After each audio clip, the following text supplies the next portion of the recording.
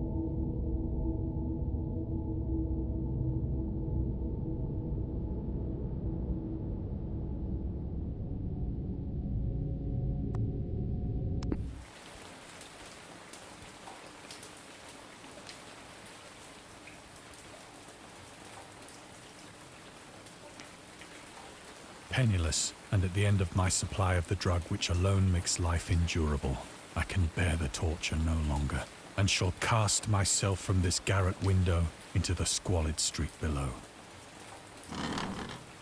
Do not think from my slavery to morphine that I am a weakling or a degenerate.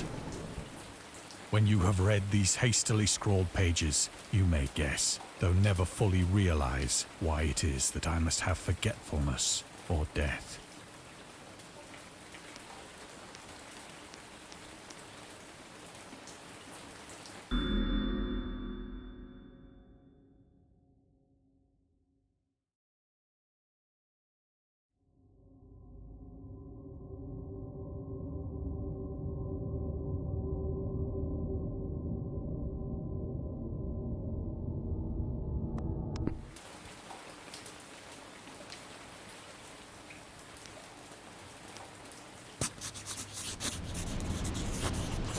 It was in one of the most open and least frequented parts of the broad Pacific that the packet of which I was supercargo fell a victim to the German sea raider.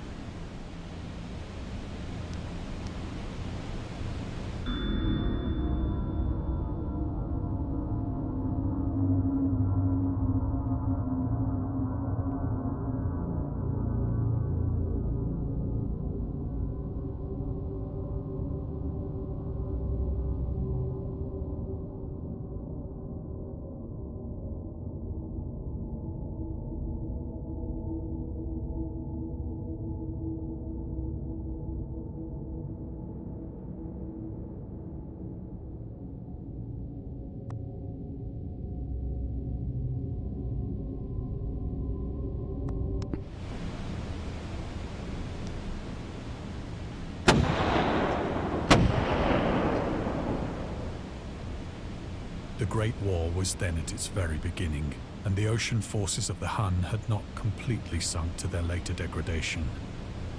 So that our vessel was made a legitimate prize, whilst we of her crew were treated with all the fairness and consideration due us as naval prisoners.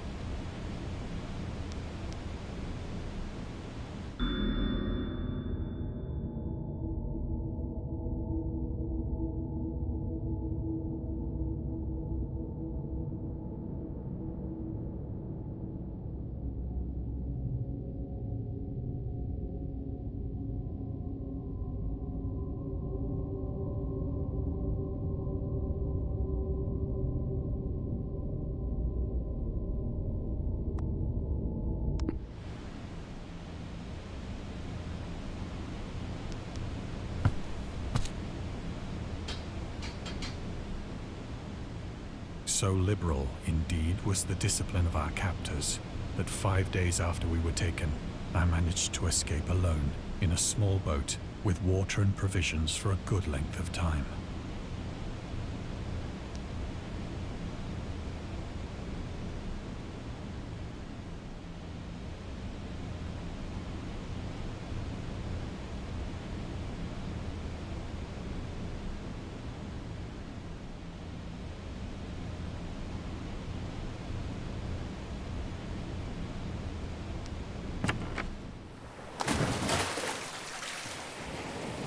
When I finally found myself adrift and free, I had but little idea of my surroundings. Never a competent navigator, I could only guess vaguely by the sun and stars that I was somewhat south of the equator. Of the longitude, I knew nothing, and no island or coastline was in sight.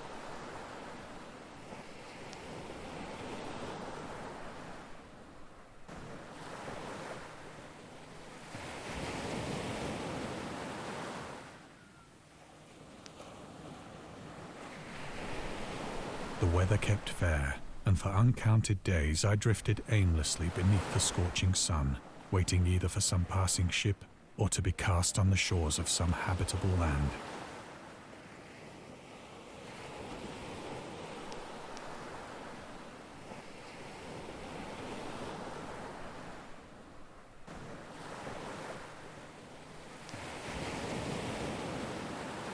But neither ship nor land appeared, and I began to despair in my solitude upon the heaving vastness of unbroken blue. The change happened whilst I slept. Its details I shall never know, for my slumber, though troubled and dream-infested, was continuous.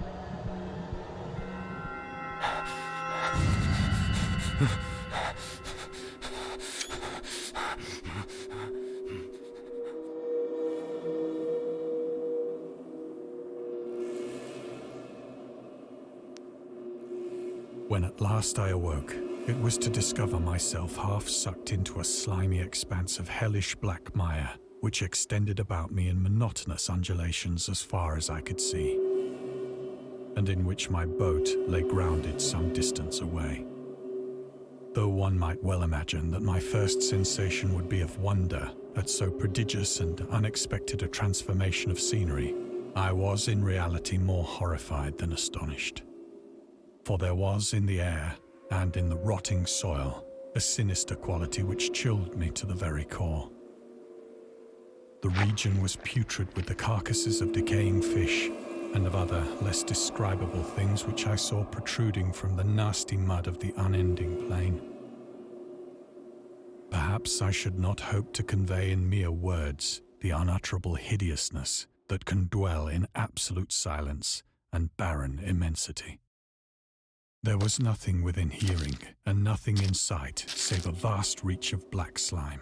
Yet the very completeness of the stillness and the homogeneity of the landscape oppressed me with a nauseating fear. The sun was blazing down from a sky which seemed to me almost black in its cloudless cruelty, as though reflecting the inky marsh beneath my feet.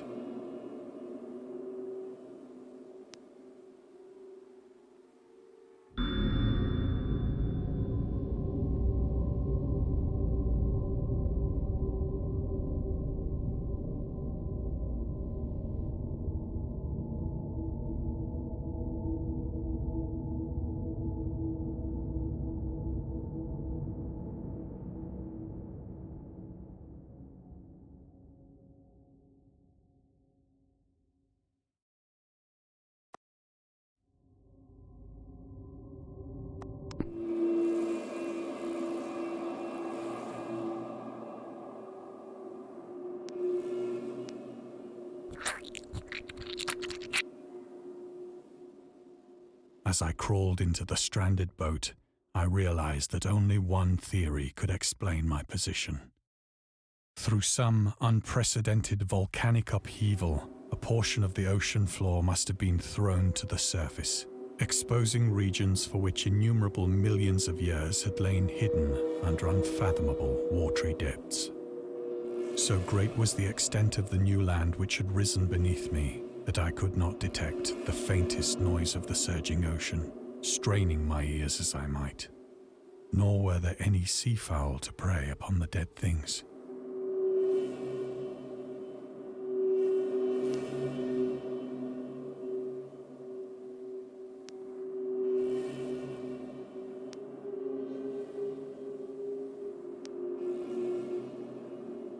For several hours I sat thinking or brooding in the boat, which lay upon its side and afforded a slight shade as the sun moved across the heavens.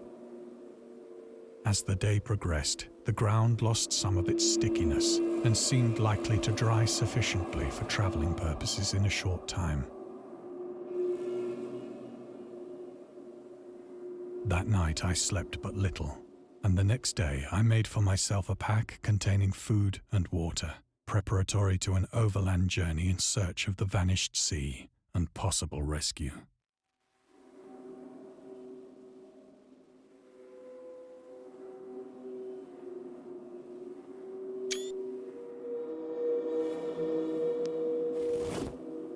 On the third morning, I found the soil dry enough to walk upon with ease. The odor of the fish was maddening, but I was too much concerned with graver things to mind so slight an evil, and set out boldly for an unknown goal.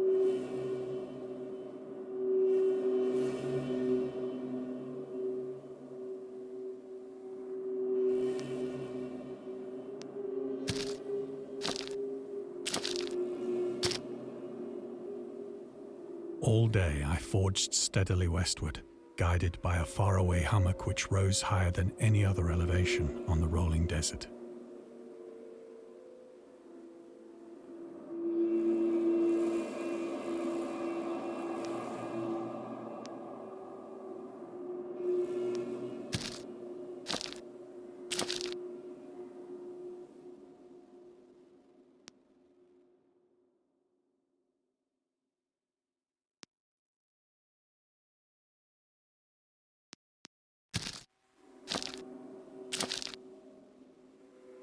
That night, I encamped, and on the following day still travelled toward the hummock, though that object seemed scarcely nearer than when I had first espied it.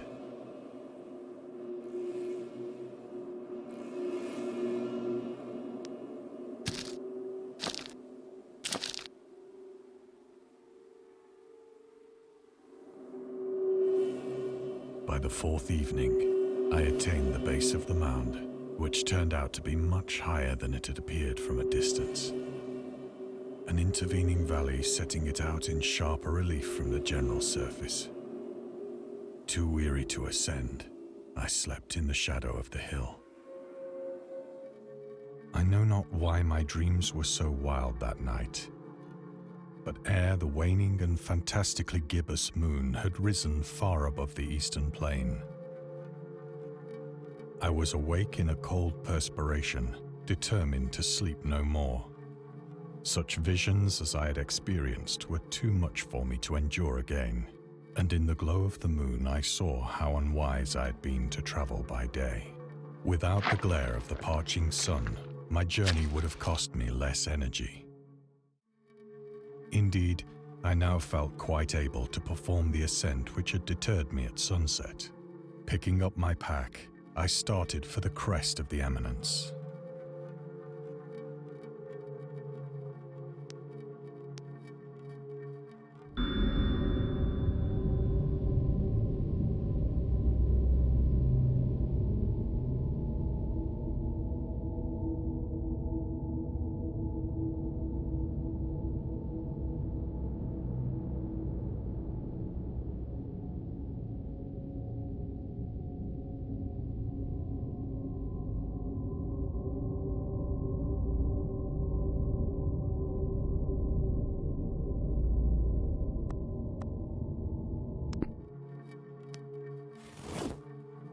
I have said that the unbroken monotony of the rolling plain was a source of vague horror to me.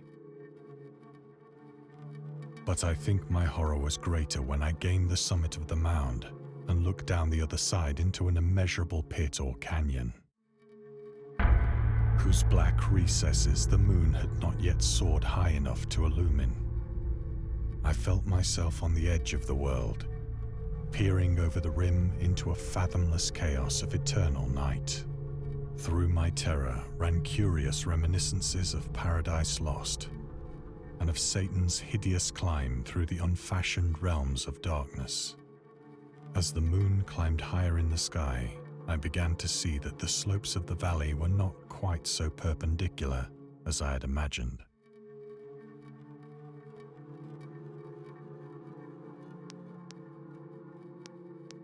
Ledges and outcroppings of rock afforded fairly easy footholds for a descent, whilst after a drop of only a few hundred feet, the declivity became very gradual.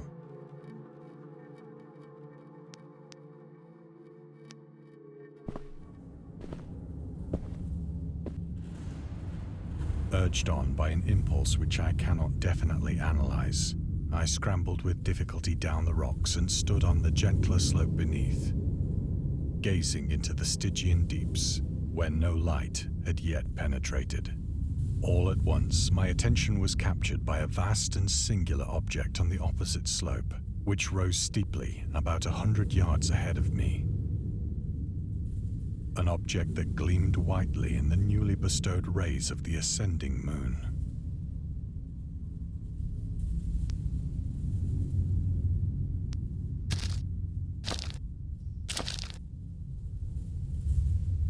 That it was merely a gigantic piece of stone, I soon assured myself. But I was conscious of a distinct impression that its contour and position were not altogether the work of nature. A closer scrutiny filled me with sensations I cannot express.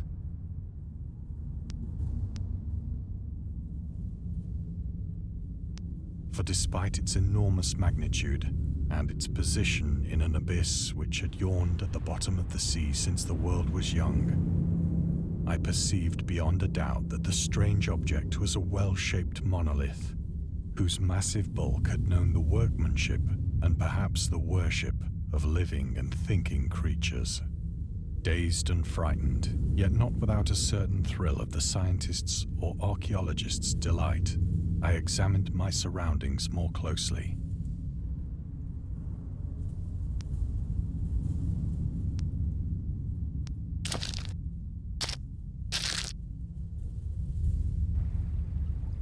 The moon, now near the zenith, shone weirdly and vividly above the towering steeps that hemmed in the chasm, and revealed the fact that a far-flung body of water flowed at the bottom, winding out of sight in both directions and almost lapping my feet as I stood on the slope. Across the chasm, the wavelets washed the base of the Cyclopean monolith, on whose surface I could now trace both inscriptions and crude sculptures.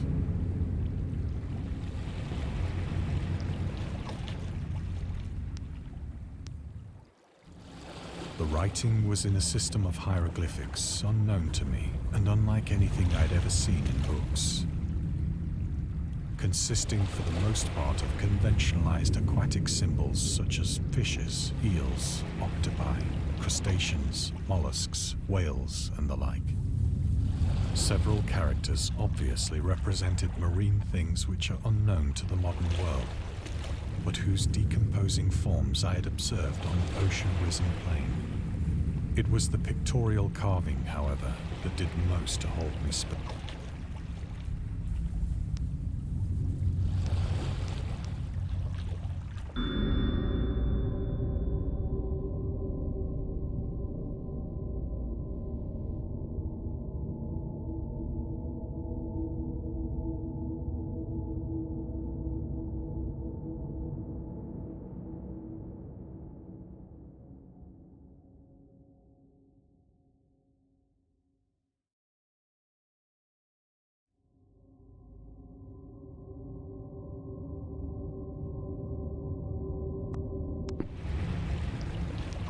Plainly visible across the intervening water on account of their enormous size were an array of bas-reliefs whose subjects would have excited the envy of a Doré.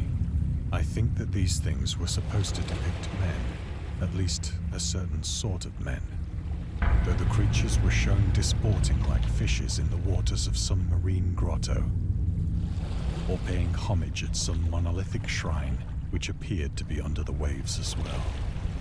Of their faces and forms I dare not speak in detail, for the mere remembrance makes me grow faint. Grotesque beyond the imagination of a Poe or a Bulwer, they were damnably human in general outline, despite webbed hands and feet, shockingly wide and flabby lips, glassy, bulging eyes, and other features less pleasant to recall. Curiously enough, they seem to have been chiseled badly out of proportion with their scenic background, for one of the creatures was shown in the act of killing a whale, represented as but little larger than himself. I remarked, as I say, their grotesqueness and strange size, but in a moment decided that they were merely the imaginary gods of some primitive fishing or seafaring tribe, some tribe whose last descendant had perished eras before the first ancestor of the Piltdown or Neanderthal man was born.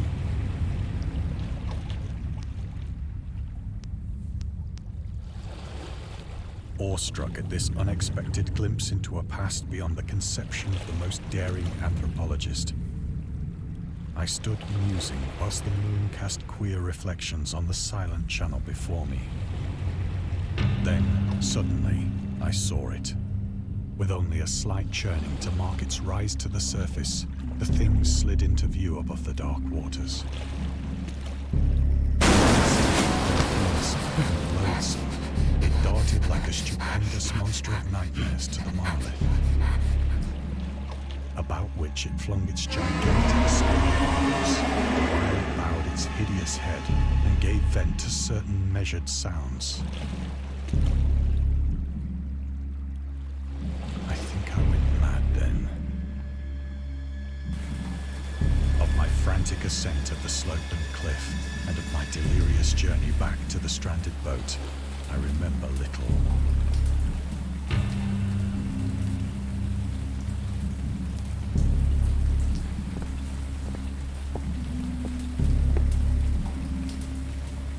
I believe I sang a great deal and laughed oddly when I was unable to sing.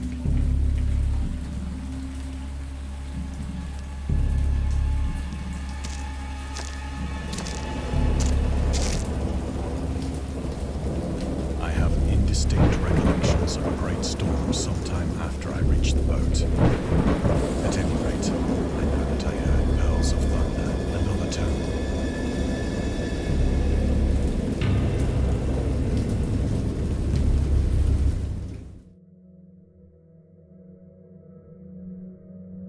When I came out of the shadows, I was in a San Francisco hospital, brought thither by the captain of the American ship which had picked up my boat in mid-ocean. In my delirium, I had said much, but found that my words had been given scant attention.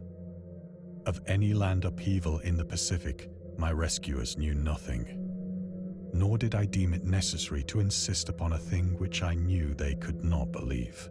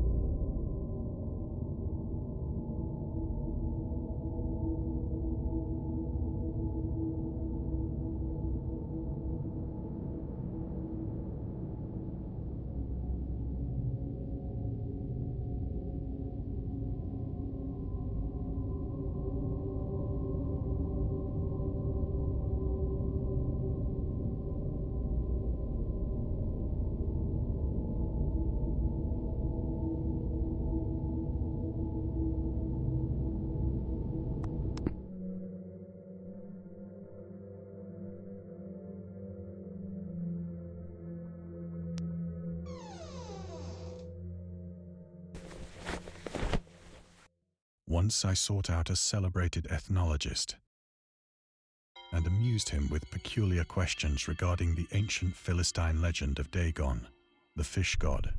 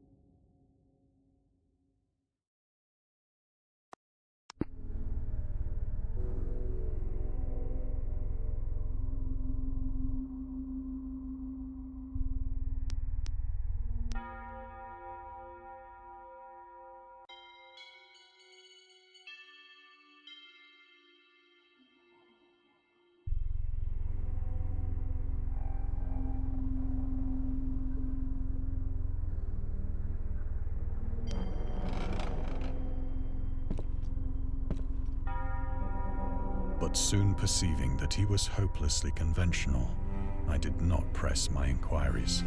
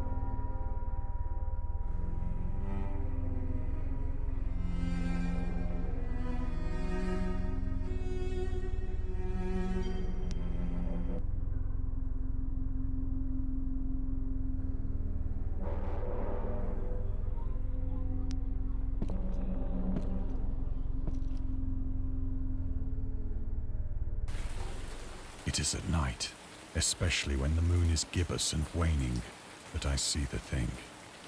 I tried morphine, but the drug has given only transient surcease and has drawn me into its clutches as a hopeless slave. So now I am to end it all, having written the full account for the information or the contemptuous amusement of my fellow men.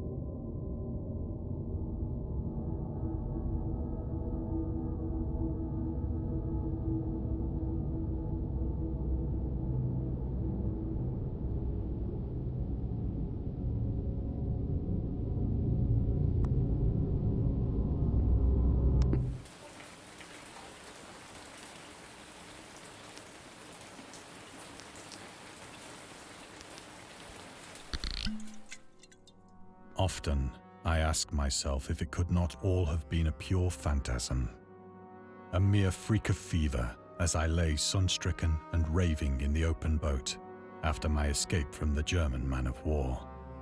This I ask myself, but ever does there come before me a hideously vivid vision in reply. I cannot think of the deep sea without shuddering at the nameless things that may at this very moment be crawling and floundering on its slimy bed, worshipping their ancient stone idols and carving their own detestable likenesses on submarine obelisks of water-soaked granite. I dream of a day when they may rise above the billows to drag down into their reeking talons the remnants of puny, war-exhausted mankind. Of a day when the land shall sink and the dark ocean shall ascend amidst universal pandemonium.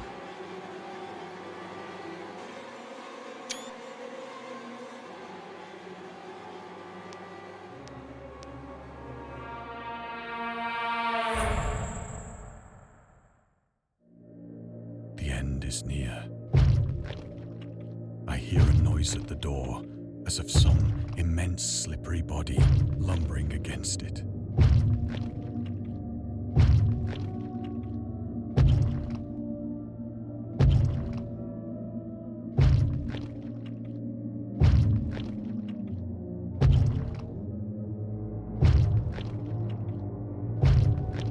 It shall not find me.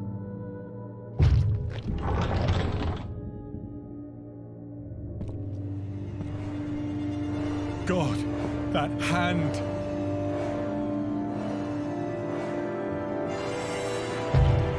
The window! The window!